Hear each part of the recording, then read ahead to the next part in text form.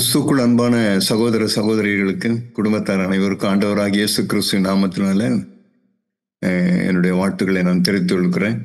இந்த நாளிலும் கூட உங்களோடு கூட நான் பேசுகிறேன். என்ன எதை குறித்து நான் பேசணுன்ட்டு நான் யோசித்து கொண்டிருக்கும் போது நான் இப்படிதான் யோசித்தேன். தேவனுக்குள்ள ஒரு மனுஷன் நிலைத்திருக்கிறது எப்படி அவன் தேவனுக்குள்ள அவன் நிலைத்திருக்கணுமே. ஏன்னா இனி வரும் நாட்கள்லாம் எப்படி இருக்குன்னா, ஆண்டவரே சொல்றாரு, அநேக பேர் விசுவாச துரோகம் முந்தி நேரிட்டு அநேகர் விசுவாசத்தை விட்டு போயிடுவாங்க. சில பேர் அந்த ஓட்டத்தையே கூட அவங்க ஓட முடியாம அவங்கெல்லாம் வழி நின்றுடுவாங்கன்னு எழுதப்பட்டிருக்கு. வேதத்தில் பார்த்தீங்கன்னா ஒரு சில நேரங்களில் என்ன பண்ணா அவங்க நிலைத்திருக்கல, அவங்க கீழே விழுந்து போனாங்க அப்படின்லாம் எழுதப்பட்டிருக்கும். நானும் பார்க்கிறேன். என்னுடைய நாட்களாக இப்போ என்னுடைய 70 வயது எனக்கு முடிந்து இப்போ 71வது வயதில் நான் வந்திருக்கிறேன். என்னுடைய வாலிபத்திலிருந்து நான் பார்க்கிறேன், என்னோடு கூட ஓட்டம் தொடங்கினவர்களாம் நிறைய இருக்கிறாங்க. என்னோட கூட பேப்டிசம் எடுத்தவங்களாம் இப்போ திரும்பி பார்க்குறேன். அதில் எத்தனை பேர் இப்போ உண்மையாக இருக்கிறாங்கன்னு தெரியல. ஆனால் நான் பார்த்த வரைக்கும் அதில் என்னோட பேப்டிசம் எடுத்தவர் ஒருத்தர் பின்மாற்றத்தில் போயிட்டாரு. இன்னொருத்தர் வேற ஒரு உபதேசத்துக்குள்ள, தவறான ஒரு உபதேசத்துக்குள்ள இன்னொருத்தர் போயிட்டாரு. இப்படி ஒவ்வொருத்தரும் நிலைத்தில்லாம போயிட்டாங்க. இப்போ ஆனா நீங்களும் நானும் எப்படி இருக்கணும்னு சொன்னா, தேவனுக்குள்ளாய் நாம் தேவனுக்குள்ளாய் நிலைத்திருக்கணும்ன்றதுதான் நான் என்னுடைய ஆதங்கம். அதனுடைய அடிப்படையில் தான் அந்த நாளில் உங்களோடு கூட நான் பேச விரும்புகிறேன். ஏன்னா அப்ப நிலைத்திருக்கிறவங்க கிட்ட யாரெல்லாம் நிலைத்திருக்க முடியும், யார் நிலைத்திருக்க முடியாது. வேதத்துல நிறைய திருஷ்டாந்தங்கள் இருக்கு, நிறைய காரியங்கள் இருக்கு. அது சொல்ல போனோம்னா நிறைய உங்ககிட்ட நான் சொல்ல முடியும். ஆனா ஒரு சில முக்கியமானதை மாத்திரம் ஆண்டவருடைய ஆவியானவர் உங்களுக்கு என்ன சொல்ல சொன்னாரோ அதை மட்டும் நான் உங்களுக்கு பாயிண்ட் அவுட் பண்ணிட்டு நாம தொடர்ந்து அவருக்குள்ள நாம் வளர்கிறதுக்கு நம்ம பிரயாசப்படுவோம். ஆவியானவர் நமக்கு உதவி செய்வார். மத்தேயு எழுதின சுவிசேஷத்துல பார்த்தீங்கன்னா இயேசு இப்படி ஒரு வார்த்தையை சொல்லுவார், முடிவு பரியந்தம் நிலைத்திருப்பவனே ரட்சிக்கப்படுவான் அப்படின்னு சொல்லுவார். மத்தேயு 24:13 முடிவு பரியந்தம் நிலை நிற்பவனே ரட்சிக்கப்படுவான். அப்ப யார் கடைசி வரைக்கும் அவங்க நிலை நிற்கிறாங்களோ அவங்க தான் ரட்சிக்கப்படுவாங்க. இப்ப இதுல சில பேர் சொல்லுவாங்க, ரட்சிப்புன்னா அப்படிதான், அப்ப நான் இப்படின்னா அப்படி இல்லை, இதனுடைய இது வேற. ஆனா நான் முடிவு பரியந்தம், கடைசி பரியந்தமும் நம்ம நிலைத்திருக்கிறோம்.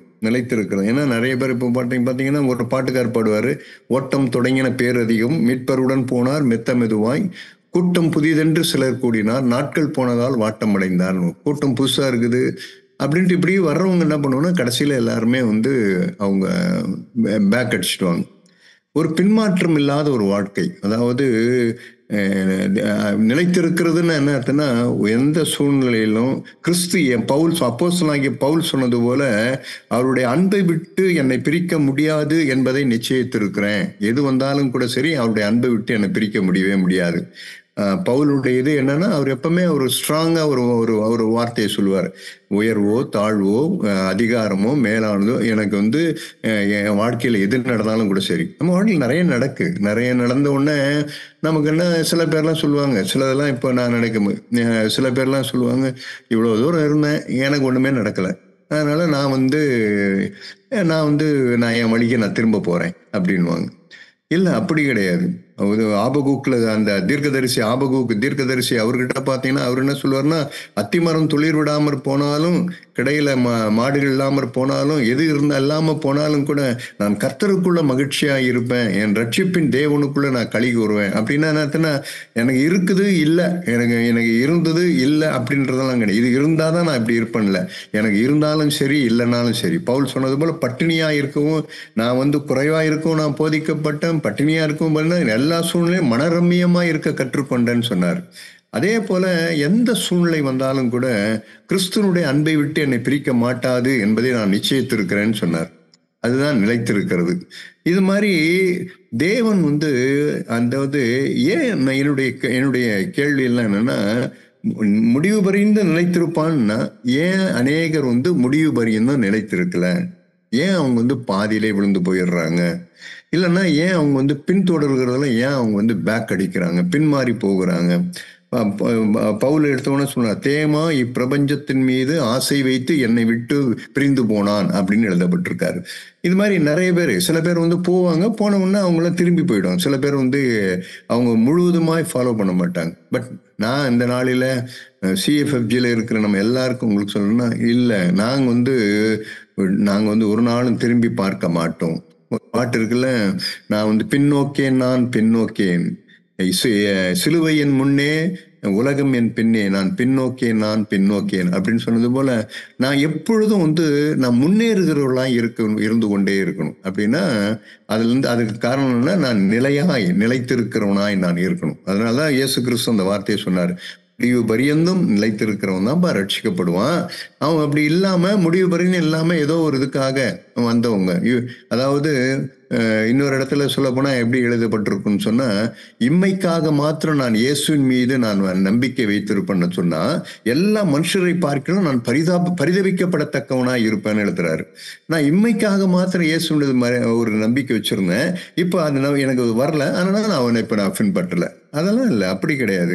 ஒவ்வொரு சூழ்நிலை வரும்பொழுது நான் வந்து எது வந்தாலும் கூட சரி, அது வந்து என் வாழ்க்கையில எது நடந்தாலும் கூட நான் தேவனை பின்பற்றுவேன், நான் அவருக்குள்ள நிலையாய் இருப்பேன், அவருக்குள்ள நான் உறுதியாய் இருப்பேன் அப்படின்றதுதான் இந்த நாளில நாம தியானிக்க போகிற ஒண்ணு. ஆகவே இதை குறித்து நான் தியானித்துக் கொண்டிருந்தேன். ஆண்டவரே, இந்த மாதிரி நிலையாய் நிறந்தவர்களுடைய எப்படி இருந்தாங்க, எப்படிலாம் ஏன் மனுஷர்கள் நிலைத்திருக்காம போனாங்க அப்படின்னு நான் கண்டுபிடிச்சேன். அப்ப அதுல நிறைய காரியங்கள், அதுல வேதத்துல நிறைய காரியங்கள் தெரிய வரும்போது தான் ஒரு 3 காரியங்களை இந்த நாளில் உங்களோடு கூட நான் பகிர்ந்து கொள்ள விரும்புகிறேன். முதலாவது, நிலையாய் நில்லாம முதல்வாய் நிலையாய் நிற்காம போனவர் யாருன்னு சொன்னா, ஆதியாகமத்தின் புஸ்தகத்துல நம்ம வாசிக்கிற முதல் ஆதாமும் ஏவாளுக்கும் பிறந்த முதல் மகன் காயின். இந்த காயினை பற்றி தான் தேவன் ஆதியாகமம் 4ஆம் அதிகாரத்துல ஆண்டவர் கேட்கிறார். அவர் என்ன சொல்றாருன்னு சொன்னா, ஆண்டவர் உன்னை பார்த்து ஒரு வார்த்தை கேட்கிறாரு. அப்போ இவங்க 2 பேரும் காணிக்கை எடுத்துட்டு தேவனுக்கு வைக்கிறாங்க. அப்ப தேவன் 4ஆம் வசனத்துல, ஆபேல் தன் மந்தையின் தலையீற்றுகளிலும் அவைகளில் கொடுமையானவைகளையும் சிலவற்றை கொண்டு வந்தான். ஆபேலையும் அவன் காணிக்கையும் கர்த்தர் அங்கீகரித்தார். காயினையும் அவன் காணிக்கையும் அவர் அங்கீகரிக்கவில்லை. அப்பொழுது காயினுக்கு மிகவும் எரிச்சல் மிகவும் கோபம் உண்டாகி, இன்னொரு டிரான்ஸ்லேஷன்ல அவனுக்கு மிகவும் கோபம் உண்டாகி அப்படின்னு அவன் முகநாடி வேறுபட்டது. அப்பொழுது கர்த்தர் காயினை நோக்கி, உனக்கு ஏன் எரிச்சல் உண்டாயிற்று, உன் முகநாடி ஏன் வேறுபட்டது? நீ நன்மை செய்தால் மேன்மை இல்லையோ? நீ நன்மை செய்யாதிருந்தால் பாவம் வாசற்படியில் படுத்திருக்கும், அவன் ஆசை உன்னை பற்றி இருக்கும், நீ அவனை ஆண்டு கொள்வாய் என்றார். உடனே இதை சொன்ன உடனே அவங்ககிட்ட ஒரு ரியாக்ஷனும் இல்லை. பேசாம கேட்டு அமைதியா இருக்கிறான். உடனே தன் தம்பியை கூட்டு போய் என்ன பண்ணான்னா, அவனை எழும்பி அவனுக்கு கொலை செய்யறான். கொலை செய்த உடனே இப்ப கர்த்தர் காயினை நோக்கி ஒரு வார்த்தை கேட்கிறார், உன் சகோதரனாகி ஆபேல் எங்கே என்று கேட்கிறார். அதற்கு அவன், நான் அறியேன், என் சகோதரனுக்கு நான் காவலாளியோ என்றான். அதற்கு அவர், என்ன செய்தாய்? உன் சகோதரனுடைய ரத்தத்தின் சத்தம் பூமியிலிருந்து என்னை நோக்கி கூப்பிடுகிறது. இப்பொழுது உன் சகோதரனுடைய ரத்தத்தை உன் கையிலே வாங்கி கொள்ள தன் வாயை திறந்த இந்த பூமியிலே நீ சபிக்கப்பட்டிருப்பாய். நீ நிலத்தை பயிரிடும் போது அது தன் பலனை கூட அது சொல்லிட்டு தேவன் அதோட புஸ்டாப் வைக்கல. அப்புறம் என்ன சொன்ன, நீ பூமியில நிலையற்று அலைகிறவனாய் இருப்பாய் என்றார். நீ பூமியில எப்படி இருப்பன்னு சொன்னா, நீ பூமியில நீ நிலைத்திருக்க மாட்டாய். நீ நிலையற்று அலைகிறோம். இங்க நீ ஒரு இடத்துல நீ நிலைச்சிருக்கிறவனா இருக்க மாட்ட. அந்த பூமியில நீ நிலைச்சில்லாம நீ நிலையற்றவனாய் அப்படின்னா அர்த்தம்னா, நீ எங்கேயுமே ஸ்ட்ராங்கா இருக்க மாட்ட. நீ அலைகிற மனுஷனா இருப்பாய், அலைந்து கொண்டேதான் இருப்பாய் நீ. அதனால ஆண்டவர் அந்த வார்த்தையை சொன்னார். ஏன் அந்த மனுஷனுக்கு அந்த வார்த்தை சொன்னார் அப்படின்னு சொன்னா, இந்த இடத்துல நான் தியானிக்க வேண்டியது என்னன்னு சொன்னா, தேவன் பேசுகின்ற வேளையில தேவன் அவனுக்கு ஒரு சான்ஸ் கொடுக்குறாரு. எடுத்தோன்னா அவனை தேவன் அங்கீகரிக்கல, அதனால அவன் கொண்டு போட்டான். அதனால உடனே போயிட்டு தேவன் அவன் நீ சபிக்கப்பட்டிருப்பாய், நீ நிலையற்று அலைகிறாய் இருப்பாய்ன்னு தேவன் சொல்ல. தேவன் என்ன பண்ணாருன்னா, அவனுக்கு ஒரு சான்ஸ் கொடுக்குறாரு. ஒரு சான்ஸ் கொடுக்குறாருன்னா, இப்ப அவனுடைய முகநாடி அவன் வேறுபட்டவன அன்றைக்கு அவனை பார்த்து கேட்கிறாரு, ஏன் உனக்கு எரிச்சல் உண்டானது? ஏன் உனக்கு முகநாடி வேறுபட்டது? நீ நன்மை செய்தால் உனக்கு மேன்மை இல்லையா? அது நீ நன்மை செய்யாதிருந்தால் பாவம் படுத்திருக்குமே அப்படின்னு கேட்கும்போது என்ன பண்ணிட்டான்னா, இவன் என்ன பண்ணான்னா உடனே அமைதியா இருந்தான். இவன் உடனே என்ன பண்ணியிருக்கணும்னு சொன்னா, அவன் தன்னை ஒற்றுக்கொண்டிருக்கணும். ஆமா ஆண்டவரே, நீங்க சொன்னது உண்மைதான். நீங்க இந்த மாதிரி நீ நன்மை செய்தா நல்லதுன்னு தான் நீங்க என் முகநாடி எனக்கு பாருங்க, என் முகநாடி வேறுபட்டுச்சு. நான் காணிக்கை கொண்டு வரும்போது நல்லா தான் இருந்தேன், சந்தோஷமா இருந்தேன். ஆனா இப்போ எனக்கு அந்த காணிக்கை அங்கீகரிக்கலன்னு சொல்ல உடனே நான் என்ன பண்ணேன்னா, இப்ப என் முகநாடி எனக்கு வேறுபட்டு போயிடுச்சுங்க ஆண்டவரே அப்படின்னு சொல்லிட்டு என்ன பண்ணேன்னா, அவன் தன்னுடைய அக்கிரமத்தை அவன் ஒத்துக்கொள்ளல. அதான், வேற ஒண்ணும் கிடையாது. எனக்கு பிரியமான சகோதரனே, சகோதரியே, நான் இந்த நாளில் உங்களோடு ஒரு சொல்லணும். ஏன் வேதத்துல முதலாய் ஒரு மனுஷன் ஏன் நிலையாய் நிற்கலன்றது எதனால சொல்லப்படுதுன்னு சொன்னா, அந்த மனுஷன் என்ன பண்ணுவான்னா, தன்னை அந்த மனுஷன் தன்னுடைய இதை அவன் ஒத்துக்கொள்றதில்ல. சில நேரத்தில் ஆண்டவர் ஒரு காரியத்தை சொல்றாருன்னா, தீர்க்கதரிசி சொல்லுவாரு, உன் அக்கிரமத்தை ஒத்துக்கொள் அப்படின்னு சொல்லுவார் ஆண்டவர். உன் அக்கிரமம் என்ன? நான் ஒன்னு சொல்லும் போது நீ என்ன பண்ணா, நீ அதை நீ என்ன பண்ணக்கூடாதுன்னா, உன்னோட அக்கிரமத்தை நீ நீ ஒத்துக்கொள்கிற ஒரு மனுஷனாக இருக்கணும். அதான் தேவன் பார்ப்பார். நான் இல்ல, நான் என் முகநாடி வேறுபடலை, நான் நல்லா தான் இருக்கிறேன், எனக்கு ஒன்றும் இதுவா இல்லை அப்படின்லாம் சொல்லவே கூடாது. ஒரு நாள் தேவனிடத்துல போகின்ற வேலையெல்லாம் தேவன் ஒன்றை சுட்டி காண்பிக்கும் போதெல்லாம் நீங்களும் நானும் என்ன பண்ணணும்னு சொன்னா, ஆமா ஆண்டவரே, நீங்க என்ன சொன்னீங்களோ அது கரெக்ட் தான் ஆண்டவரே, நீங்க சொல்கிற அத்தனை காரியமும் எனக்கு கரெக்ட் தான் ஆண்டவரே, நீங்க நீங்க சொன்னதெல்லாம் தப்பு இல்லை, அப்படி கிடையாது அப்படின்லாம் சொல்லக்கூடாது. ஆண்டவரே, நீங்க என்ன சொல்றீங்களோ, இப்ப நீங்க ஒரு காரியத்தை சொல்றீங்க, அது உண்மைதான். நான் அதை ஒத்துக்கொள்ளணும்.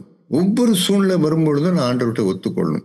ஆண்டவர் பார்த்து என்ன ஒரு வார்த்தை சொல்றாருன்னா, இல்லப்பா செய்து நீ தான், உன் தப்பு உனக்கு தான் அப்படின்னு சொன்னாருன்னா உடனே என்ன பண்ண, எஸ் லார்ட், நான் தான், என்னுடைய தப்பு தான், தவறு தான், நான் தான் ஆண்டவரே, நான் இதுல இருந்தா நான் இதுன்றேன், இது என்னுடைய தவறு தான் அப்படின்னு சொல்லிட்டு என்ன பண்ணா, என்னுடைய அக்கிரமத்தை நான் ஒத்துக்கொள்கிற ஒரு மனுஷனா இருக்கணும். என்ன நடக்குன்னு சொன்னா, நான் ஏற்கனவே இதை சிஎஃப்சிஜியில் பேசியிருக்கேன். ஏதோ ஒரு கூட்டத்தில் நான் பேசியிருக்கிறேன். இதை மறுபடியும் உங்களுக்கு ஏன் நினைப்பூட்டுகிறேன்னா, மறுபடியும் உங்களுக்கு நினைப்பூட்டுகிறது எனக்கு நல்லதுன்னு தான் தெரியுது. இதே தாவீது அதே தான். தாவீது கூட அப்படிதான். தாவீதை அவன் பாவம் செய்து தேவனுக்கு விரோதமாய் அவன் ஒரு தாவீது தேவனுக்கு விரோதமாய் ஒரு காரியத்தை செய்கிறான். செய்த உடனே என்ன ஆகுதுன்னா, தன் அக்கிரமத்தை அவன் ஒத்துக்கொண்டான். அவன் ஒத்துக்கொண்ட உடனே என்ன ஆயிடுச்சுன்னு சொன்னா, தேவன் அவங்க மேல இருந்து ஒரு வாதையை நீக்கினார்னு எழுதப்பட்டிருக்கு. 2 சாமுவேல் 24ஆம் அதிகாரம் 24ஆம் அதிகாரத்துல 2 சாமுவேல் 24ஆம் அதிகாரத்துல தாவீது ஒரு காரியத்தை செய்கிறாங்க. 24ஆம் அதிகாரம் 1ஆம் வசனம் நீங்க பாருங்க. கர்த்தருடைய கோபம் திரும்ப இஸ்ரவேல் மேல் மூண்டது. இஸ்ரவேல் யூதா என்பவர்கள் லக்கம்பார் என்று அவர்களுக்கு விரோதமாய் சொல்லுகிறதற்கு தாவீது ஏவப்பட்டான். உடனே போய் அவன் சொல்றான், வேணாங்க, நல்லாதான் ஆண்டவர் செய்திருக்காரு, இதெல்லாம் இந்த காரியத்தை விரும்புகிறது என்ன வேணாம் அப்படின்னு சொல்றான்.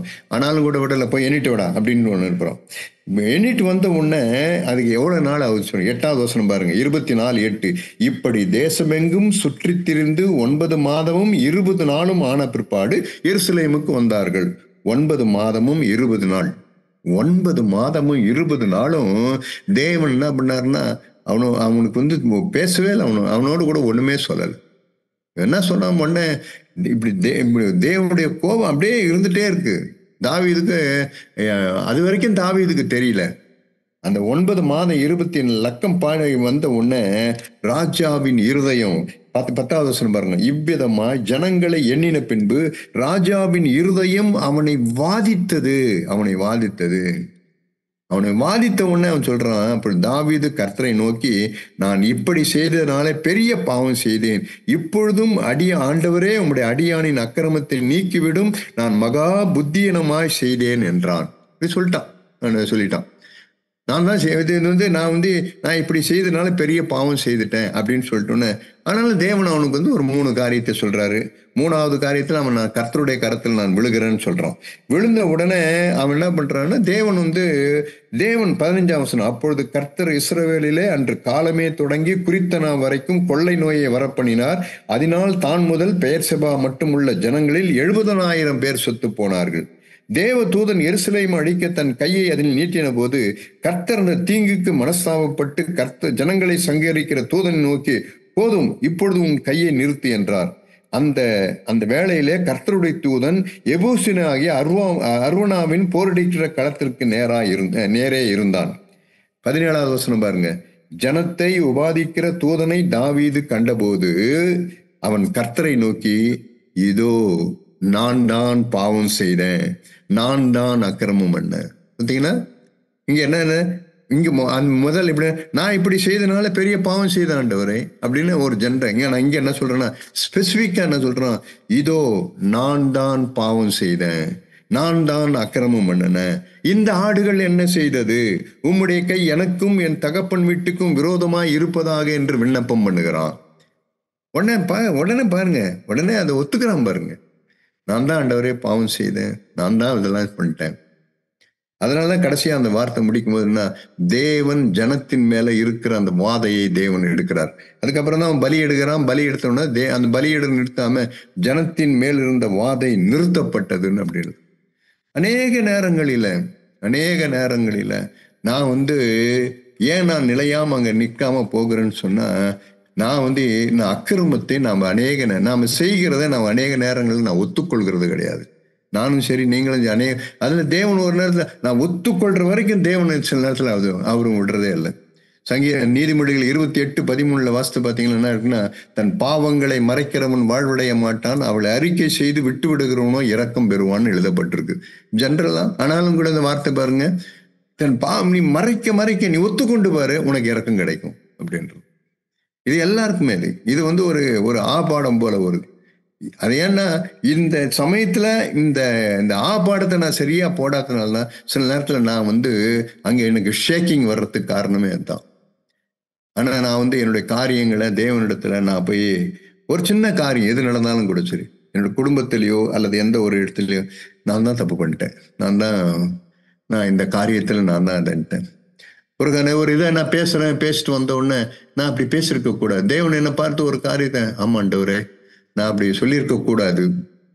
ஏன்னா உனக்கு ஒரு ஏதோ உனக்கு ஒரு ஜெலசி, ஒரு பொறாமை உனக்குள்ள அவங்களுக்கு அதெல்லாம் இருக்கு, உனக்கு இதெல்லாம் இல்லைன்றதுனால அதை மறைச்சு நீ இப்படி ஒரு பேசிட்டு வர அப்படின்னு சொன்ன உடனே இல்ல அப்படின்னு இல்லாம, எஸ் லார்ட், எஸ், நீங்க என்ன சொல்றீங்களோ அது சரிதான் ஆண்டவரே, நீங்க சொல்றது கரெக்ட் தான் அப்படின்னு சொல்லிட்டு நான் தேவனிடத்துல போயிட்டு என்ன பண்ணணும்னா, என்னுடைய காரியத்தை நான் ஒத்துக்கொள்கின்ற வேலையில அங்க என்ன நடக்குன்னு சொன்னா, அங்க அந்த காரியமே தலைகளாய் மாறி இருக்கும். இப்ப யோசிச்சு பாருங்க, இப்ப காயின் தேவன் அப்படி சொல்லும்போது, ஏன் உன் முகநாடி வேறுபட்டது, நீ ஏன் உன் முகநாடி வேறுபட்டுச்சு, நீ நன்மை செய்தால் மேன்மை இல்லையோ, நீ நன்மை செய்யாதிருந்தால் பாவம் உன் வாசற்படியில படுத்திருக்குன்னு சொன்ன உடனே அவன் தேவனுடைய திரும்பி அவர் காலை பிடிச்சிட்டு அழுது, இல்லைன்னா தேவனை பிடிச்சி, ஆண்டவரே நீ உண்மையா என்ன கண்டுபிடிச்சிட்டீங்க, என் இருதயத்தில் இருக்கிறத அப்படியே சொல்லிட்டீங்க ஆண்டவரே, என் முகநாடி வேறுபட்டது, எனக்கு இப்ப எரிச்சலா இருக்குங்க ஆண்டவரே, எரியுது அப்படியே, எனக்கு பொறாம இருக்குங்க ஆண்டவரே, என்னை பார்த்தா என்னால அவங்களை ஏற்றுக்கொள்ள முடியல ஆண்டவரே, என்னால மன்னிக்க முடியல ஆண்டவரே, ஆண்டவரே எனக்கு இவ்வளவு எனக்கு அவங்க மேல ஒரு குரோதம் இருக்கு ஆண்டவரே, எங்க மேல ஒரு கோபம் வருது ஆண்டவரே, ஆண்டவரே அவங்களை நான் வீணா அவங்கள நியாயம் தீர்க்கிற ஆண்டவரே அப்படின்னு சொல்லிட்டு நான் ஒவ்வொரு சூழ்நிலையிலையும் நான் தேவனிடத்துல, ஆமாண்டவரே என்னை மன்னிச்சிருங்க, எனக்கு கிருபை கொடுங்க, எனக்கு உதவி செய்யுங்க அப்படின்னு கேட்டிருந்தான்னா, காயின் அது மாதிரி கேட்டிருந்தானா, தேவன் என்ன பண்ணியிருப்பாருன்னா அவனை பார்த்த உடனே வெரி குட், அவனுக்கு இரக்கத்தை தேவன் காண்பிச்சிருப்பார். எழுந்துரு, பரவாயில்ல, உன் சகோதரன் தானே, நீ தானே அவனை தானே கொன்று போட்டேன், ஒன்றும் பயப்படாத அப்படின்னு சொல்லிட்டு ஒரு சமயம் தேவனே அங்க போயிட்டு இருந்து அவனை பார்த்து கூட ஆண்டவர் சொல்லியிருப்பாரு, ஆபேல் நீ எழுந்துரு அப்படின்னு கூட தேவன் சொல்லியிருக்கலாம். அங்க ஒரு அதிசயத்தை அவன் பார்த்திருப்பான். அவன் ஒரு தேவனுடைய ஒரு வல்லமையை பார்த்திருப்பான். என்ன பார்த்திருப்பான்னா, ஓ என் தேவன் மரித்தோரை கூட அவரால் எழுப்ப முடியும் போல தெரியுத அப்படின்ற ஒரு பெரிய ஒரு அற்புதத்தை அவன் முதலாய் ஒரு அற்புதத்தை அவன் பார்த்திருப்பான். அன்னைக்கே அவனுக்கு ஒரு இது வந்திருக்கும், தேவன் நான் ஒரு இதை செய்யும் போது மரித்து போன ஒரு மனுஷனா இருந்தாலும் கூட அவனையும் கூட அவர் உயிரோடு கூட எழுப்ப வல்லவர் என்பதை அவனுக்கு அவன் பிரமித்து போயிருப்பான். நாள்ல தன்னை ஒத்துக்கொள்ளாதனால அவன் வாழ்க்கையில தேவனுடைய அற்புதத்தை அவனால் அன்றைக்கு பார்க்க முடியல. ஆமா, நீங்களும் அப்படிதான். அநேக சூழ்நிலை வருகின்ற வேளை நீங்களும் நான் என்ன ஒன்னா, தேவன் ஒரு என் வாழ்க்கையில என் கண் முன்னே ஒரு அற்புதத்தை தேவன் நிகழ்த்தணும் செய்யணும்ன்றதை நான் என் கண்ணே பார்க்கணும் தேவன் நினைக்கும் போது அது நம்ம போகாம இருக்கிறதுக்கு காரணம் என்னன்னு சொன்னா, நான் நான் விசுவாசிக்கலைன்றது ஒரு இதுவா இருந்தாலும் நான் ஒத்துக்கல. என்னுடைய காரியத்தை, என்னுடைய தவறை நான் ஒத்துக்கொள்ள. தேவன் உன்னை சொல்லுவோம், அது மனுஷன் சொல்லி இல்ல, தேவனே சொல்றாரு. தேவனே அப்படி ஒண்ணு சொல்லும் போது, எஸ் லார்ட், எஸ் ஐ ஆம் த பர்சன், நான் தான் பாவம் செய்தேன், நான் தான் மீறுதல் பண்ணேன், நான் தான் இப்படி ஆயிட்டாண்டவரே அப்படின்னு நாம் சொல்லியிருந்தோம்னா தேவன் ஒரு அற்புதத்தை அங்க செய்திருப்பார். நான் விசுவாசிக்கிறேன். அவன் காயின் அந்த மாதிரி தேவன் காலை பிடிச்சி அவன் கெஞ்சிருந்தான்னா, நீங்க கரெக்டா சொல்லிட்டீங்க, என் இருதயத்துல என்னால ஒண்ணு, நீங்க இப்படி பேசியும் கூட என்னால் அந்த எரிச்சல் தனியில ஆண்டவரே என்னை உதவி செய்யுங்க, எனக்கு உதவி செய்யுங்க. உண்மையாதான் நீங்க கரெக்டா கண்டுபிடிக்கிறீங்களா? மனுஷன் முகத்தை தான் பார்க்கிறான், நீங்க இருதயத்தை பார்த்து என் இருதயத்தை பார்த்து அப்படியே சொல்றீங்களா ஆண்டவரே, எனக்கு எரிச்சல் தான் வந்திருக்கு.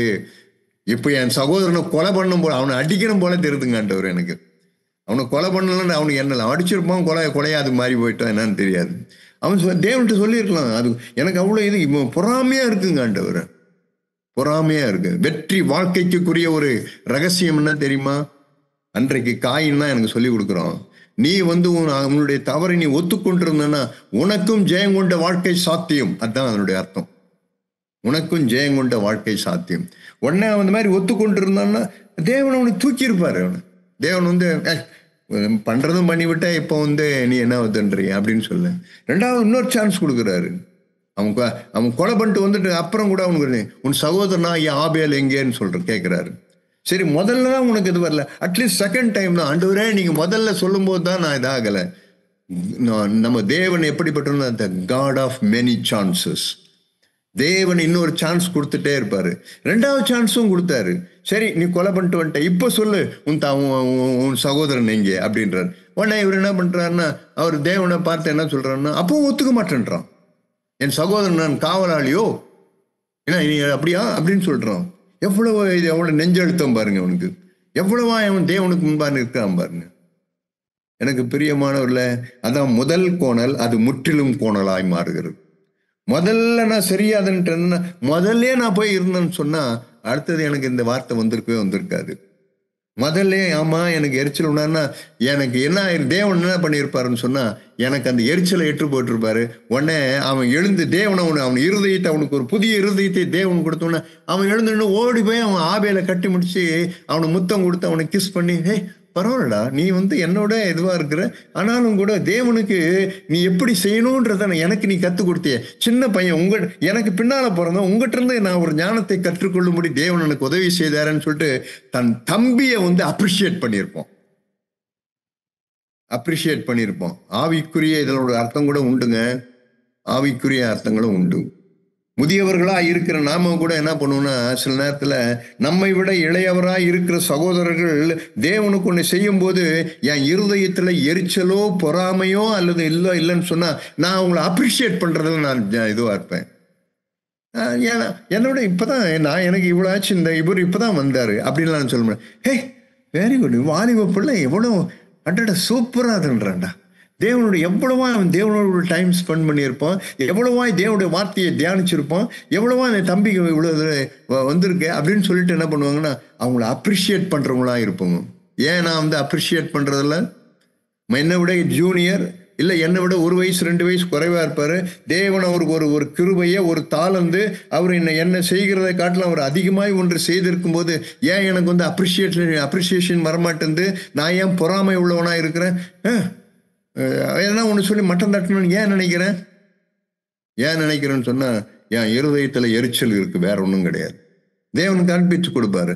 நான் தேவனிடத்துல கதை என்னோட அக்கிரமத்தை ஆண்டவரே எனக்கு எரிச்சல் இருக்கு, எனக்கு கோபம் இருக்கு, எனக்கு பொறாமை இருக்கு, இவர் இப்பதான் சபைக்கு என்னை விட லேட்டா தான் சபைக்கு வந்தாரு, ஆனா இவருக்கு இப்படிப்பட்ட தாளந்துகள்லாம் இருக்கு அப்படின்ற எனக்கு பொறாமை வரவே வராது. நான் எப்படி இருப்பேன்னு சொன்னா நான் அப்ரிஷியேட் பண்ற மனுஷனா இருந்திருப்பேன். எப்போ என்னுடைய காரியத்தை நான் தேவனிடத்துல ஒத்துக்கொள்கின்ற வேளையில, தேவன் என்னை நிலை நிற்க பண்ணும். என்னை பார்த்து ஆண்டவர் நீ இந்த பூமியில நிலையற்று அலைகிறவனா இருப்பன்னு தேவன் சொல்லவே மாட்டார். நீ நிலைத்திருக்கிறவனா இருப்பாய், நீ நிலைத்திருப்பாய். பார்த்திருக்கீங்களா? எப்படி இந்த மாதிரி யோசனை இந்த மாதிரி தேவன் உங்களை எதுன்னு பார்த்து ஒத்துக்கொண்டு பார்த்து ஒவ்வொன்றா அப்போ எல்லாம் நான் அப்ரிஷியேட் பண்ணுவேன். என்னோட இளையவளாக இருந்தால் கூட என்னை விட அவங்க இளையவளாக இருந்தால் கூட அவங்கள அப்ரிஷியேட் பண்ணுவேன். நான் அவங்கள இந்த தேவனை அவங்க உயர்த்துகிறதை பார்த்து நான் எவ்வளோ தணும். ஜாக்கெல்லாம் பாருங்க, அவரை விட எத்தனையோ வயது இளையவர்கள் தான். விக்டர், வின்சென்ட் பிரதர்லாம் அவர் எத்தனையோ வயது. ஆனால் பிரதர் பாருங்க அவங்கள அப்ரிஷியேட் பண்ணுவார். அவருக்கு மட்டும் எப்படி அதெல்லாம் சாத்தியமாகுது? எப்படி அவருக்கு சாத்தியமாகுதுன்னா அவர் தேவனிடத்துல தன்னை மறைக்காமல் எதையும் அவர் ஒத்துக்கொள்கிற ஒரு தேவ மனுஷன் அவர்.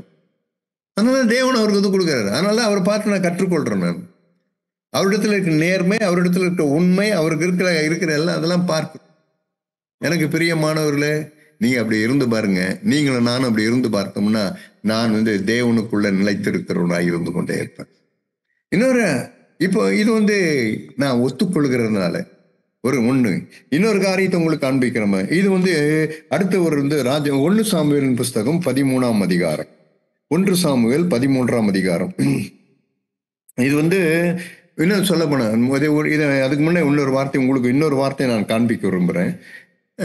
2 தெசலோனிக்கர் 2ஆம் அதிகாரம் 2ஆம் அதிகாரத்துல ஒரு வார்த்தை உங்களுக்கு காண்பிக்கிறேன். 2 தெசலோனிக்கர் 2ஆம் அதிகாரம் 2ஆம் அதிகாரத்துல பவுல் இந்த வார்த்தையை சுட்டி காண்பிக்கிறார். 2 தெசலோனிக்கர் 2ஆம் அதிகாரம் 10லிருந்து 10லிருந்து வாசிக்கிறோம் பாருங்க. கெட்டு போகிறவர்களுக்குள்ளே உண்டான அநீதியினால் உண்டாகும் சகலவித வஞ்சகத்தோடும் இருக்கும் ரட்சிக்கப்படத்தக்கதாய் சத்தியத்தின் மேல் உள்ள அன்பை அவர்கள் அங்கீகரியாமற் போனபடியினால் அப்படி நடக்கும். ஆகையால் சத்தியத்தை விசுவாசியாமல் அநீதியில் பிரியப்படுகிற யாவரும் ஆக்கினைக்குள்ளாக்கப்படும்படிக்கு அவர்கள் பொய்யை விசுவாசிக்கத்தக்கதாக கொடிய வஞ்சகத்தை தேவன் அவர்களுக்கு அனுப்புவார். இது பாருங்க, பவுல் இப்படி எழுதுறாரு. ஏன் நீ ஒத்துக்கல, நீ அங்கீகரிக்கல. அதை காயின் உனக்கு தேவன் உன்னை எரிச்சல் உண்டான்னு சொல்ல, நீ அதை அங்கீகரிக்கல. ஆமா எனக்கு எரிச்சல் உண்டானது அப்படின்னு நீ அங்கீகரிக்கல. நீ அங்கீகரிக்காத பட்சத்தில் தான் தேவன் என்ன பண்ணார்னா உன்னை கொடிய வஞ்சகத்தை தேவன் உனக்குள்ள அனுப்பினார். அதனால்தான் உனக்கு நீ ஒத்துக்கொள்ளல. அடுத்த வரும்போது இதாகிப்போச்சு. அதுதான் பவுல் இங்க சுட்டி காண்பிக்கிறார். சத்தியம் எனக்குள்ள ஒரு உண்மை, என்னை குறித்த ஒரு சத்தியம், என்னை குறித்த ஒரு உண்மையை தேவன் எனக்கு சொல்லும் போது நான் என்ன பண்ண அதை அப்படியே அட்மிட் பண்ணிக்கணும். அதான் ஒன்று ஒத்துக்கொள்றத இந்த வார்த்தை தான் அதுக்கு ஆப்டா இருக்குன்னு நினைக்கிறேன். அங்கீகரித்துக் கொள்கிறது, நான் அங்கீகரிக்கிறது. தேவன் எனக்கு ஒன்று சொல்றாருன்னு சொல்லும்போது அந்த காரியத்தை நான் என்ன பண்றேன்னா நான் அப்படியே அதை அங்கீகரித்துக் கொள்கிற ஒரு காரியம். எனக்கு பிரியமானவர்களே, இது அப்படியே தன்னை அங்கீகரித்துக் கொள்றாங்க பாருங்க. அவங்கள தேவன் ஒரு நாளும் என்ன பண்றதுன்னா அவங்களுக்குள்ள அவங்க வஞ்சிக்கப்படும்படிக்கு கொடிய வஞ்சகத்தை தேவன் அவர்களுக்குள்ள அனுப்புறது கிடையவே கிடையாது. அவங்கள அவங்க நிலையா நின்று கொண்டே இருப்பாங்க. ரெண்டாவது இன்னொரு வார்த்தை உங்களுக்கு காண்பிக்கிறேன். 1 சாமுவேல் புஸ்தகம் 13ஆம் அதிகாரம். இன்னொரு மனுஷன் பாருங்க, நிலைத்திராத ஒரு மனுஷன். இவனுடைய காரியம் பாருங்க, இவன் காரியம் எப்படி இருக்கு. 1 சாமுவேல் புஸ்தகம் 13ஆம் அதிகாரம். இது ராஜ்யம். ஏதாவது இவரு நம்ம சவுல் ராஜா, அவர் எப்படி இருந்தார் பாருங்க. அவர் ஆண்டவர் அவர் தெரிஞ்செடுத்தது ஒரு நல்ல நோக்கத்துக்காக தான் அவர் எடுத்தாரு. ஆனா அவருடைய நிலைமை 1 சாமுவேல் 13ஆம் அதிகாரம். 1 சாமுவேல் 13ஆம் அதிகாரம் 13ஆம் அதிகாரத்துல இங்க பாருங்க, இது ரொம்ப ஆச்சரியமா இருக்கும். ரொம்ப ஒரு ஒரு ஒரு இதுவா இருக்கும். 13ஆம் அதிகாரத்துல 13ஆம் அதிகாரம் 14வது வசனத்துல பாருங்க. 13ஆம் அதிகாரம் 14வது வசனம். 1 சாமுவேல் 13:14. இப்பொழுதோ உம்முடைய ராஜ்யபாரம் நிலை நிற்காது. பார்த்தீங்களா? கர்த்தர் தம்முடைய இருதயத்துக்கு ஏற்ற ஒரு மனுஷனை தமக்கு தேடி அவனை கர்த்தர் தம்முடைய ஜனங்கள் மேல் தலைவனாய் இருக்க கட்டளையிட்டார். பார்த்தீங்களா? இப்போ ராஜ்யம் நிலையா இருக்காதுப்பா, நிலையா இருக்காது. ஏன்னா இப்ப தேவன் தம்முடைய மனுஷனை தேடி அவனை ஜனத்தின் மேல் தலைவனாய் இருக்க கட்டளையிட்டார். கர்த்தர் உமக்கு விதித்த கட்டளை நீ கைகொள்ளவில்லையே என்று சொன்னான். சரிங்களா? இது என்ன நடந்ததுன்னா வேற ஒன்றும் கிடையாது. இது வந்து சாமுவேல் வந்து அவனை ராஜாவை ஆக்கிட்டு இப்போ நீ ராஜ்யபாரம் 1 வருஷம் ஆகிப்போச்சு. 13 அதிகாரம் 1 வசனம் பாரு. 1 வருஷம் ஆயிடுச்சு. 1 வருஷம் ஆன உடனே 2 வருஷத்துல அவன் வந்து இவன் என்ன பண்றான்னா, சவுல் என்ன என்ன பண்றாருன்னா பெலிஸ்தியர்களோட யுத்தம் பண்றதுக்காக போறான். 5 வசனம், பெலிஸ்தியர் இஸ்ரவேலோடு யுத்தம் பண்ணும்படி 30,000 ரதங்களோடும் 6,000 குதிரை வீரரோடும் கடற்கரையான மணலத்தனையான ஜனங்களோடும் கூடிக்கொண்டு வந்து பெத்தாவேலுக்கு கிழக்கான மிக்சாமிலே பாளையம் இறங்கினார்கள். உடனே என்ன பண்ணா, இவர் பண்ணது பாருங்க எப்படி இருக்குன்ட்டு. இவர் பண்ணது எப்படி பண்ணாருன்னு சொன்னா, அவங்க உடனே ஜனங்கள்லாம் பார்க்கிறாங்க, எல்லாரும் பார்க்கிறாரு. பார்த்த உடனே இவர் வந்து 8 வசனம், அவன் தனக்கு சாமுவேல் குறித்த காலத்தின்படி 7 நாள் மட்டும் காத்திருந்தான். சாமுவேல் கில்காலுக்கு வரவில்லை, ஜனங்கள் அவனை விட்டு சிதறி போனார்கள். உடனே சாமுவேல் வரல, ஜனங்கள்லாம் சிதறி போகிறான். சிதறி போன உடனே இவர் என்ன பண்றாருன்னா உடனே கூப்பிடுறாரு. ஜனங்க தான் போனாங்க, தேவன் போல. எல்லாம் பாருங்க, தேவன் போல. எந்த ஒரு சூழ்நிலை வரும்போதும் ஜனங்கள் நம்மை விட்டு போகிறது நம்ம ஒரு இதுவா இருக்கக்கூடாது. தேவன் என்னை விட்டு விலகுகிறாரான்னா வாட்ச் பண்ணும். அவங்க வருவாங்க போவாங்க, சில பேர் இருப்பாங்க, சில இருந்துன்னுவாங்க. ஆனா நான் என்ன பண்ணணும்னு சொன்னா, தேவனே நீர் என்னோடு கூட இருக்கிறீரா. என்னெல்லாம் அப்படிதான் சவன் பிரபாகர் அப்படிதான் ஒரு வார்த்தை சொல்லுவார். என்ன சொல்லுவார், என்ன நான் இதுல இருந்து வரும்போது நான் வேலூருக்கு வரும்போது ஒரு வார்த்தை சொல்லி என் தலைமையில கை வச்சுனார். நீ தேவனோடு கூட இருந்தீன்னா தேவ மனுஷர்கள் உன்னோடு கூட இருப்பாங்க, போயிட்டு வா அப்படின்னார். அவர் சொன்னது அன்னைக்கு. இன்னைக்கு எனக்கு இன்னும் 30 வருஷத்துக்கு மேல ஆகுது. இன்னைக்கு எனக்கு நான் அது அப்படியே எனக்கு பசுமரத்தாணி போல இருக்கு. நீ தேவனோடு கூட இருந்தீன்னா தேவ மனுஷர்கள் உன்னோடு கூட இருப்பாங்க. நீ தேவனோடு கூட இல்லைன்னா ஒருத்தரும் இருக்க மாட்டாங்க உன்னோடு. இவர் என்ன பண்ணியிருக்கணும், இவருக்கு அந்த இது வரல. நீங்க இல்லைன்னா போங்க, தேவனோடு கூட இருக்கிறார். One man with God, a great majority. தேவனோடு கூட இருக்கிறாருன்னு என்ன வரல. உடனே இவருக்கு என்ன ஆச்சுன்னா, உடனே சவுலுக்கு வந்து உடனே என்ன பண்ணாருன்னா 9 வசனம், அப்பொழுது சவுல் சர்வாங்க தகன பலியையும் சமாதான பலிகளையும் என்னிடத்தில் கொண்டு வாருங்கள் என்று சொல்லி சர்வாங்க தகன பலியை செலுத்தினான். அவன் சர்வாங்க தகன பலியிட்டு முடிக்கிற போது சாமுவேல் வந்துட்டார்.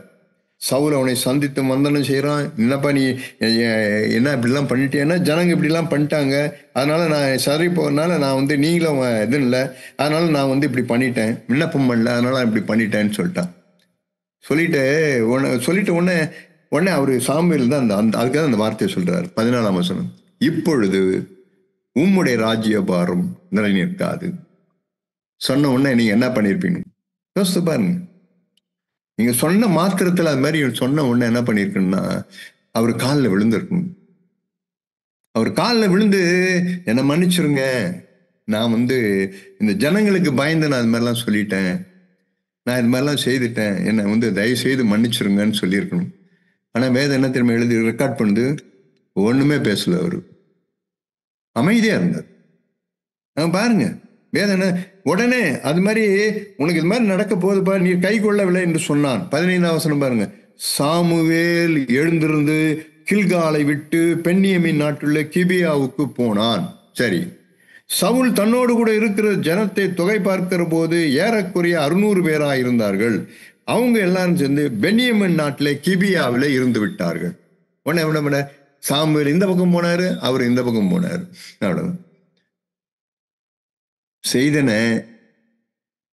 நான் அவர்கிட்ட போய் நான் செய்த தப்புன்னு ஒத்துக்கிட்டாரா பார்த்தீங்களா? ஏன் தெரியுமா? அவன் ஏன் தெரியுமா அவர் அது மாதிரி செய்யல?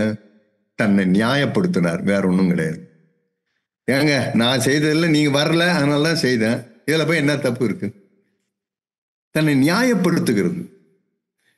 முதல்ல ஒத்துக்காம ஒருத்தன் இன்னொருத்தர் வந்து எப்பெல்லாம் தங்க காரியத்தை ஒரு மனுஷர்களை அவங்க வந்து நியாயப்படுத்தினே இருக்கிறாங்களோ அவங்க ஒரு நாளும் நிலை நிற்கவே மாட்டாங்க. இவர் ஏன் அவர்கிட்ட போய் வந்து நான் இது மாதிரி செய்துட்டேன், திட்டியப்பா உன் ராஜ்ய பாரு நீ நிலைக்காது, எவ்வளவு பெரிய வார்த்தை அதெல்லாம். இந்த வார்த்தையை கேட்ட வந்து இவன் நடுங்கி இருக்கணும். 1 வருஷம் நீ அரசாண்ட, எவ்வளோ தின்ட்ட, இந்த வார்த்தை நிலைக்காதுன்னு சொன்ன உடனே நீ என்ன பண்ணிருக்குன்னா நீ நடுங்கி இருக்கணும் நீ.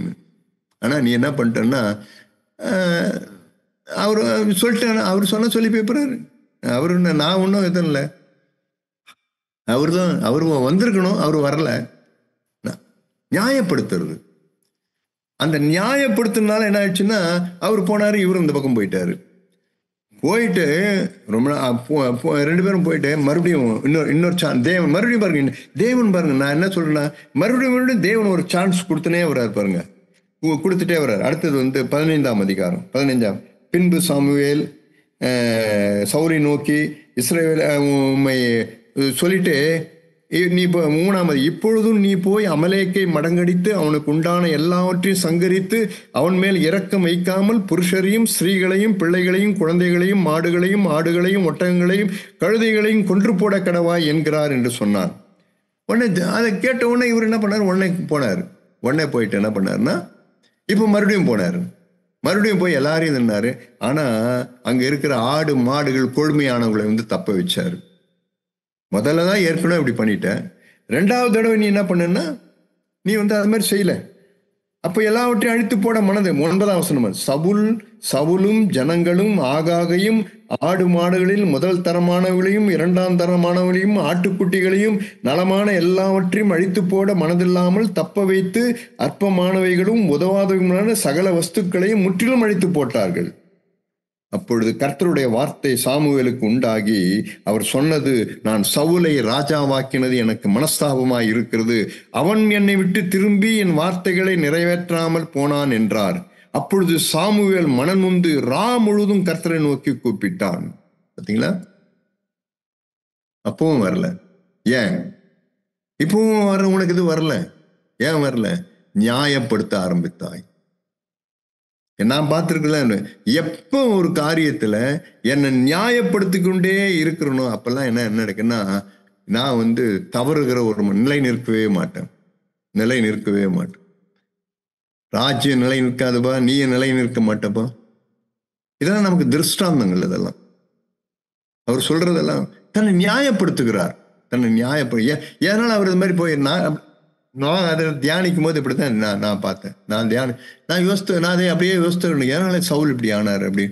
ஏன் அப்படி சொன்ன உடனே ஏன் அவர் போய் அவர் காலில் போய் விழுந்துட்டு, இல்லைன்னா அவர் என்னை தயவு செய்து மன்னிச்சிருங்க, எனக்கு இது இல்லை, நான் சரியா அதுன்னு இல்லை, நான் இது பண்ணிட்டேன், என்னை நியாயப்படுத்த விரும்பலை, நான் அதனால்தான் ஜனங்க போனாங்கன்னு சொல்ற உண்மைதான். அது ஜனங்க போனாங்க, ஆனா நான் வெயிட் பண்ணி இருக்கணும் அப்படின்னு நான் இதுன்னு இருக்கணும். ஆனா இப்ப நான் என்னை நியாயப்படுத்த விரும்பல அப்படின்னு அவனுக்கு எண்ணம் வந்திருக்கணும். ஆனா அவனுக்கு எண்ணம் வரல. ஏன் வரலன்னு சொன்னா தன்னை நியாயப்படுத்துகிறதுல நான் சரியா தாங்க இருந்தேன், அவர் சொன்னாரு 7 நாள் நான் வெயிட் பண்ணேன், 7 நாள் வரல, அதனால தான் செய்தேன். இப்போ ஒரு ராஜ்ய நலம் இருக்காது, அது இருக்காது, இது இருக்காது, அவர் ஏதோ ஒன்று சொல்லிட்டு போட்டுங்க போங்க அப்படின்னு சொல்லிட்டு என்ன பண்ணிட்டாருன்னா இவருக்கு என்ன ஒரு துணிகரம் வந்தது, தன்னை நியாயப்படுத்த ஆரம்பித்தார். எனக்கு பிரியமான சகோதரனே சகோதரியே, எப்பெல்லாம் ஒரு காரியத்துல நீங்களும் நானும் நியாயப்படுத்துறோமோ அப்பொழுதெல்லாம் தேவன் பார்ப்பார், அவங்கள நிலை நிற்க பண்ணவே மாட்டார். உதாரணத்துக்கு எடுத்துங்க, நம்ம அந்த வலது பக்கம் இடது பக்கம் ஒரு கள்ளர்களை 2 பேரை அறையிறாங்க. அவங்க அரைஞ்ச உடனே ஒருத்தன் பார்த்து சொல்றான், நீ தேவனுடைய குமாரனானா கீழே இறங்கி நான் உன்னை விசுவாசிக்கிறேன்றான். இன்னொருத்தர் சொல்றாரு, ஆண்டவரே நான் செய்ய வேண்டியதெல்லாம் செய்துட்டேன், எவ்வளோ அக்கிரமம் பண்ணிட்டேன், சிலுவையில் இப்போ அடிக்கப்பட்டிருக்காங்க, எனக்கு இந்த தண்டனை இதை விட அதிகமாக கொடுத்துருக்கணும் ஆண்டவரே, ஆனா இந்த தண்டனை எனக்கு கொடுத்துருக்குறாங்க, இதுக்கு நான் பாத்திரம் தான், நான் இதுக்கு பாத்திரன், என்னை நியாயப்படுத்த விரும்பல, இதற்கு நான் பாத்திரன். ஆனா அவன் என்ன பண்றான்னா தன்னை நியாயப்படுத்துகிறான். நீங்க ரொம்ப ஜாக்கிரதையா இருக்கணும். எந்த ஒரு விஷயத்திலும் ஏதாவது ஒரு வரும்போதெல்லாம் நீங்களும் நானும் சரி, ஒரு காரியத்தை நம்ம நியாயப்படுத்தும் போது தேவன் அப்பவே சொல்லுவாரு, நீ நிலை நிற்க மாட்டாய், நீ நிலை நிற்க மாட்டாய், நீ முடிவு வரைக்கும் நிலை நிற்கிற ஆள் கிடையவே கிடையாது. அங்க பாருங்க, அவனுடைய அடுத்த நேரத்துக்கு இன்னும் ஒரு அரை மணி நேரம் போனா 2 பேரும் உயிர் விட்டுருப்பானுங்க.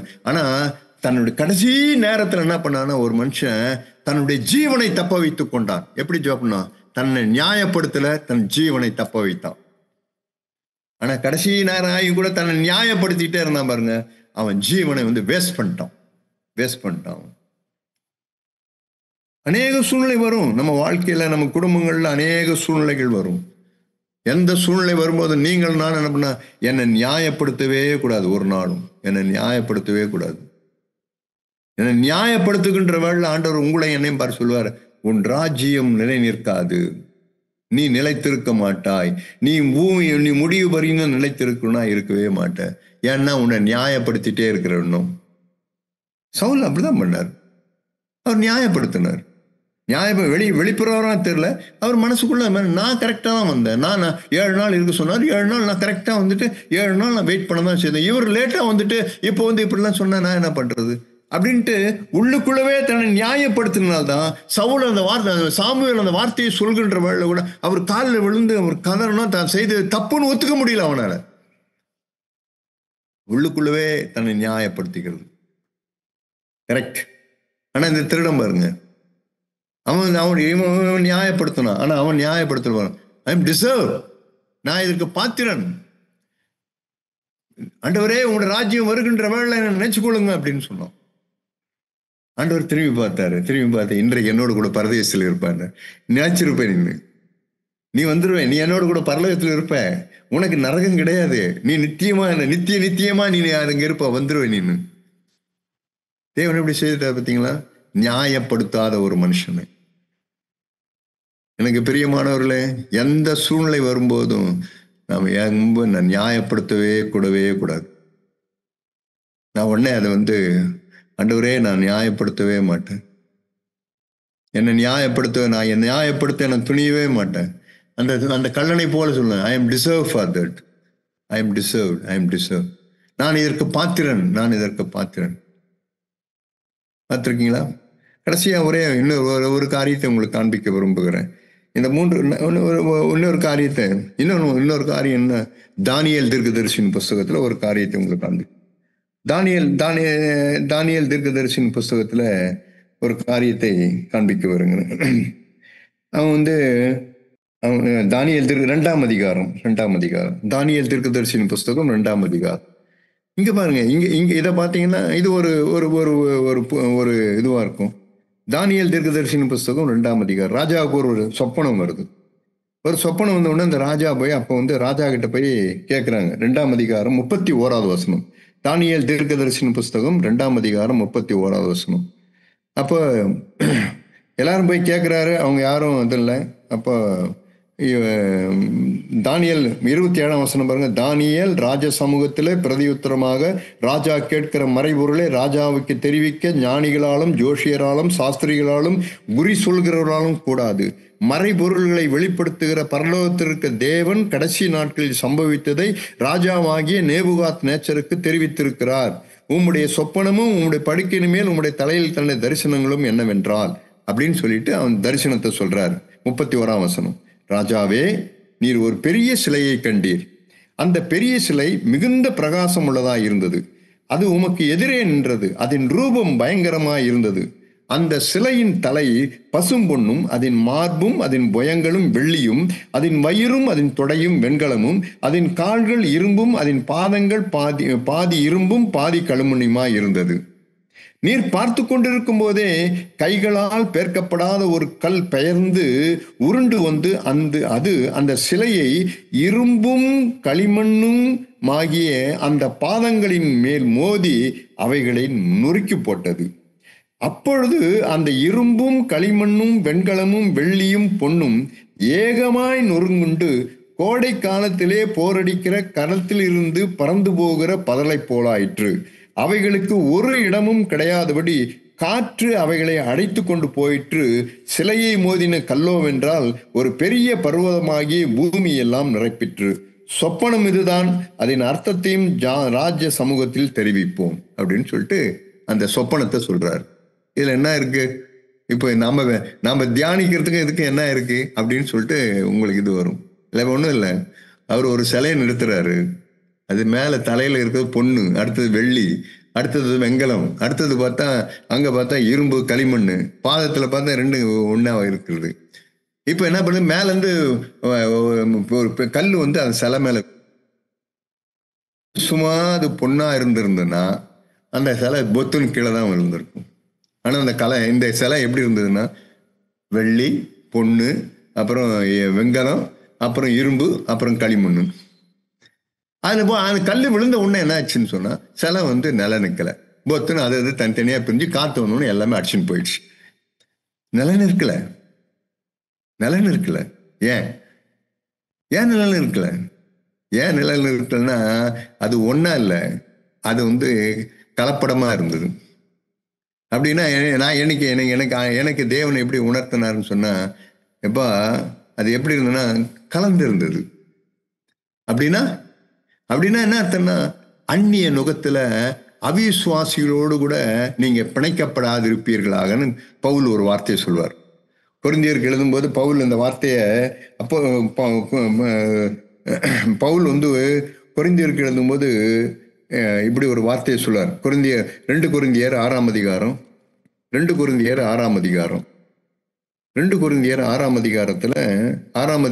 பவுல் இப்படி 6 14 பாரு. 2 கொரிந்தியர் 6:14.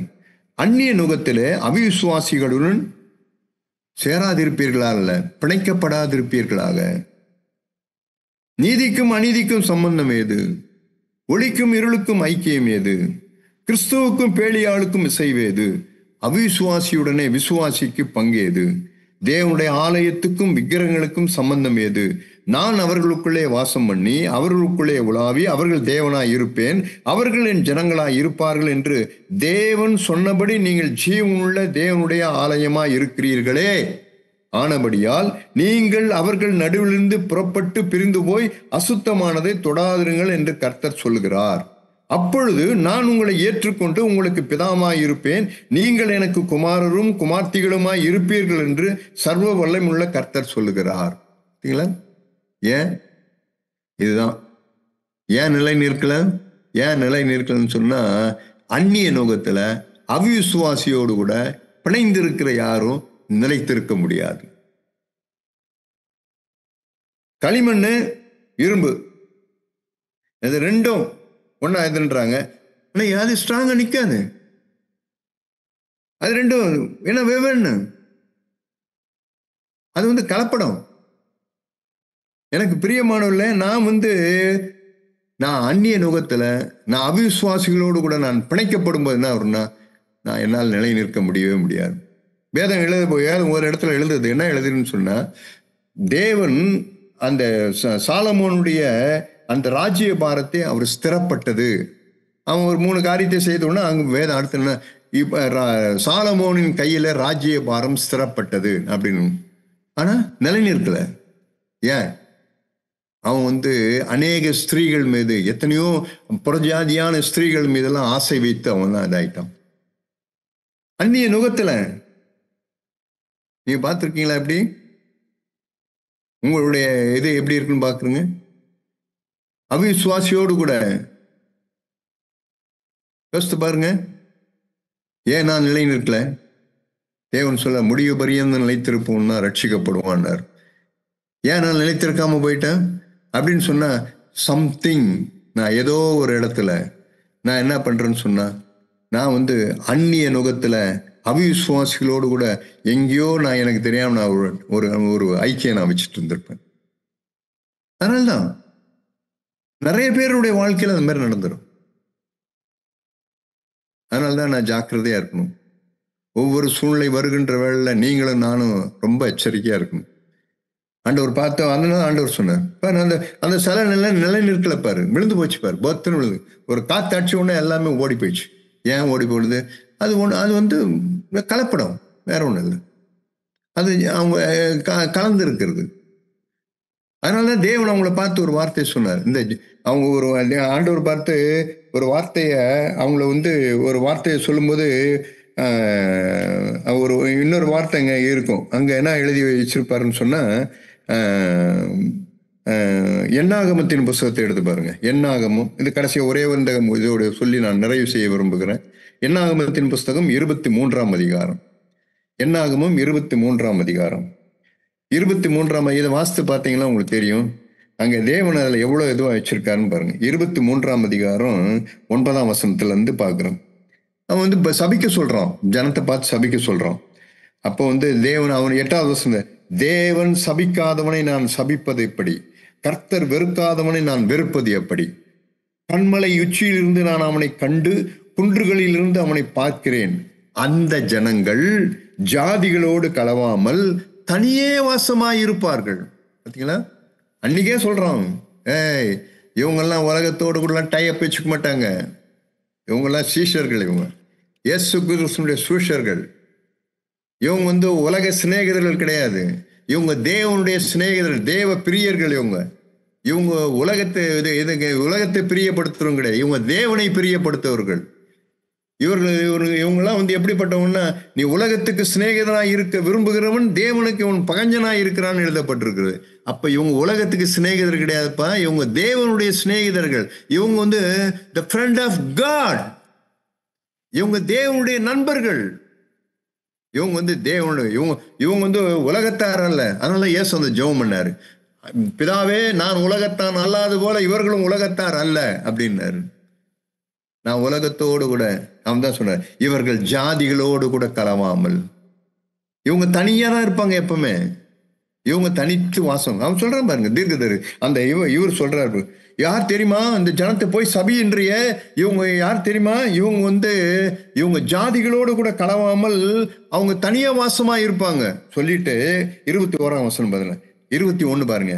அவர் யாக்கோபிலே அக்கிரமத்தை காண்கிறதும் இல்லை, இஸ்ரவேலிலே குற்றம் பார்க்கிறதும் இல்லை. அவர்களுடைய தேவனாகிய கர்த்தர் அவர்களோடு கூட இருக்கிறார்.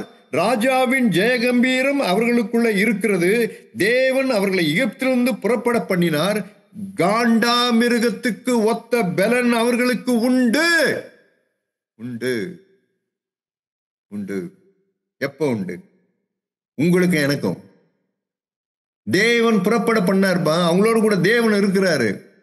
ஒரு சீக்கிரம் சொல்லட்டுமா, காண்டா மிருகத்துக்கு ஒத்த பலன் அவர்களுக்கு இருக்கு. அதனாலதான் அவங்க எதையுமே அவங்க ஈஸியா ஜெயிக்கிறாங்க. அவங்க ஈஸியா, அவங்க உலகத்துக்கு சிநேகிதர்கள் கிடையாது. அவங்க they were not the lovers of world, they were lovers of God. அவங்க உலகத்துக்கெல்லாம் டாட்டா சொன்னவங்க. அவங்க பிரிந்து, அவங்க ஜாதிகளோடு கலவம், உலகத்தானோடு கூட போய் அவனோடு கூட அவனை மாதிரி இருந்து அவனோடு கூட எல்லாம் கலந்துலாம் இருந்திருக்க மாட்டாங்க. அவனுக்கு ஒரு டாட்டா சொல்லிட்டே இருப்பாங்க. அவங்க உலகத்திலிருந்து பிரிஞ்சிருக்காங்க. அவர் நான் உலகத்தான் அல்லாது போல அவர்களும் உலகத்தார் அல்ல, உனக்கு தெரியுமா? தேவன் அப்படி சொன்ன, அவன் தான் பார்த்து ஆண்டவர் சொன்னாரு. அதனாலதான் அந்த இதை சொன்னார், நிலை நின்றது. அது கலந்துருந்து நிலை நிற்கல. எப்ப நான் உலகத்துக்கு நான் உலகத்தோடு கூட நான் சிநேகிதனா இருக்கிறனும், அப்பெல்லாம் நீங்களும் நானும் நிலைத்திருக்க முடியவே முடியாது. அப்படிப்பட்டவர்கள் தான் என்ன பண்ண, பொத்துன்னு கீழே விழுவோம். அதனால தோமா கீழே விழுந்து போனார்.